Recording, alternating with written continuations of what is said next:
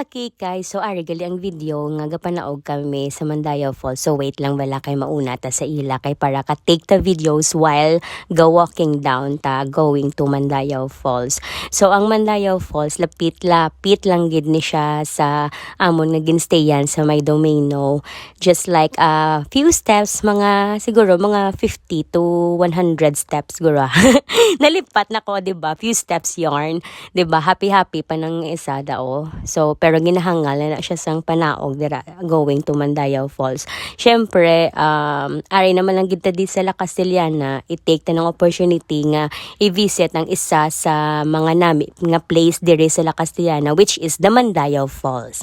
Yes, mga langga. Yes, konting tiis na lang, lapit na lang gid ta makapanaog sa waterfalls kag matanaw ta na gid man ang beauty of Mandayaw Falls.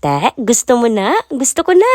And yes, finally lapit-lapit na lang gid ta gakatanaw ko na ang Mandayaw Falls. Yes, mga langga, kanami gid man di. It's truly an amazing place here in La Castellana, Negros Occidental. Yes, finally ari na gid man ta di no sa may Mandayaw Waterfalls, and gaka-feel ko na ang manami nga simoy sang hangin diri sa waterfalls, kag especially ang ila mabugnaw nga tubig. Oh my god, ma-selfie ta di balanay kanami gid. So Mandayaw Falls is a sight so grand, a natural wonder handcrafted by the land.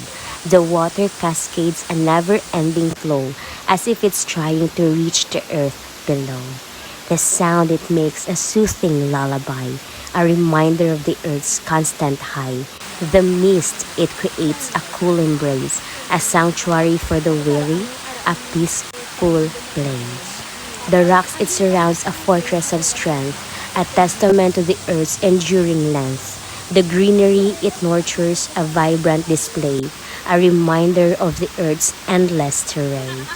Mandayaw Falls is a beauty to behold, a treasure to be cherished, never to grow old. Ay, kanami, di ba?